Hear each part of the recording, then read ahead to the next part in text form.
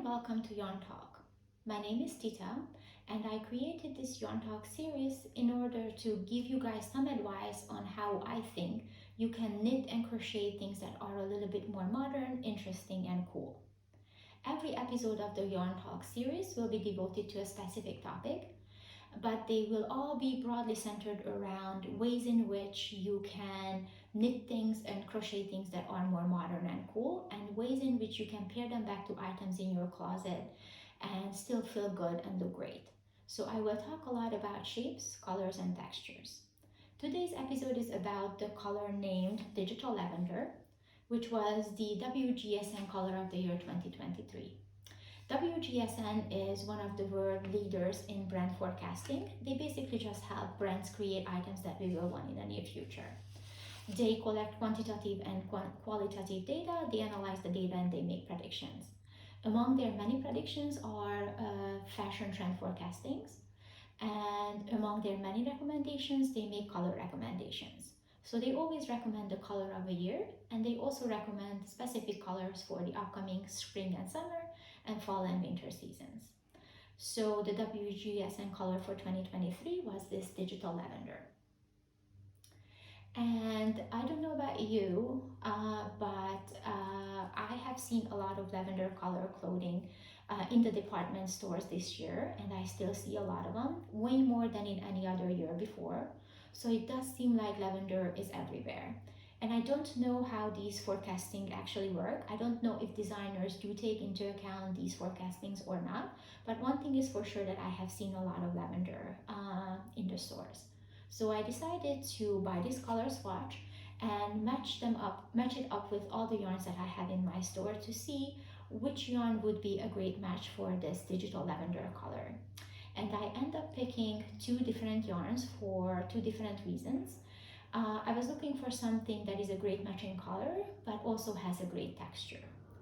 And while I'm aware that trends come and go, so purple might be out very soon, or actually this lavender might be out very soon, I do feel that the yarns I picked would be a great yarn to keep in your closet.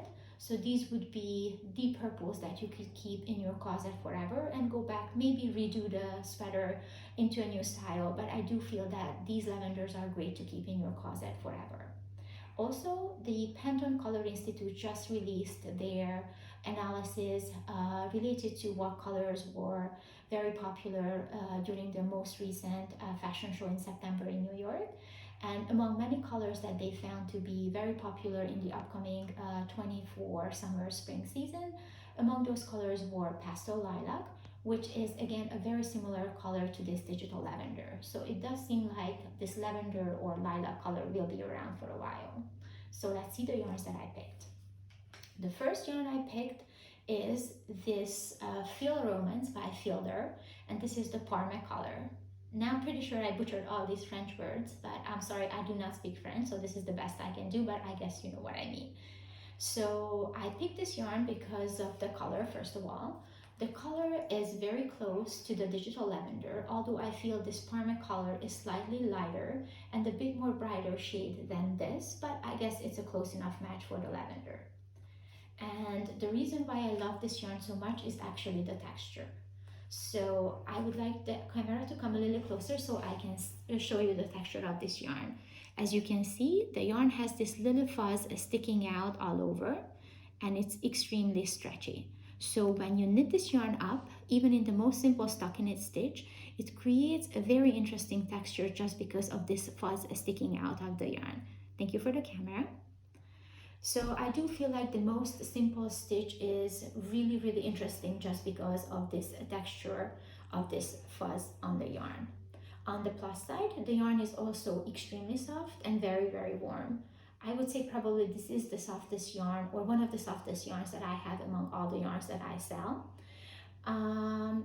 And it comes in a lot of other pastel colors aside from this lavender. So if you feel like that this lavender is a bit too much for you, there are options to pair it up with. So you could do maybe white, you could do the light brown, or perhaps the light gray of the Romance family, and pair this lavender up if the lavender itself is too much for you. But I do feel that this could be the lavender that stays in your closet. The second yarn I picked was this Field Passion by Fielder, and this is the lavender color. And I would say that this is one of my most favorite yarns that are currently in my store. And there are a couple of reasons I love this yarn. First of all, the color is beautiful. It's a little bit harder to see, but you can see that it is sort of a lavender color. It is again a little bit brighter and a little bit lighter, I say, than the digital lavender color, but it is a nice shade of lavender, close enough for this color, this digital lavender. And the other reason I love this yarn is its texture. So I would like to show you the texture a little bit closer. But this yarn is extremely interesting. First of all, the yarn is made of a string that is sort of this lavender purple color. Then it has this mohair, sort of lighter color sticking out of it. And it has this black, very thin string run alongside the yarn. And as an added bonus, as you kind of can see, the yarn has either these blue, pink, and purple thicker yarn pieces popping up here and there, creating a very beautiful confetti style yarn. Thank you for the camera. Confetti style yarn that I think is extremely beautiful and extremely interesting. And when you knit the yarn up, you can see that this black string is popping up here and there, and also you can see here and there these darker colors like this purple confetti popping up. First, I knitted this yarn up as a stock knit stitch, and as you can see, it looks good, but I was not very happy. Then I reversed it. The reverse stockinette stitch didn't make me happy either. I wasn't sure why that is. The yarn is beautiful, but somehow this knitting style didn't do justice to the yarn.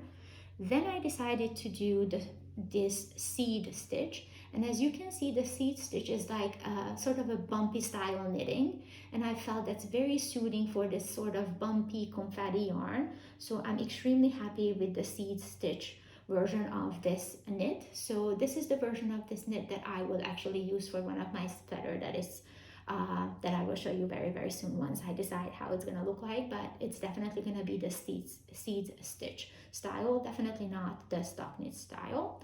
However, no matter which style you pick, the yarn is extremely beautiful. As you can see, very fuzzy. It is a blend of many different materials, but it's primary acrylic, wool, and mohair, so you kind of can see this mohair fuzz feel. Overall, it has a great texture, extremely interesting color, and as I said, it's one of my favorites in my store. So that is it for today. I hope you found this helpful, and thank you for listening, and talk to you guys soon. Thank you.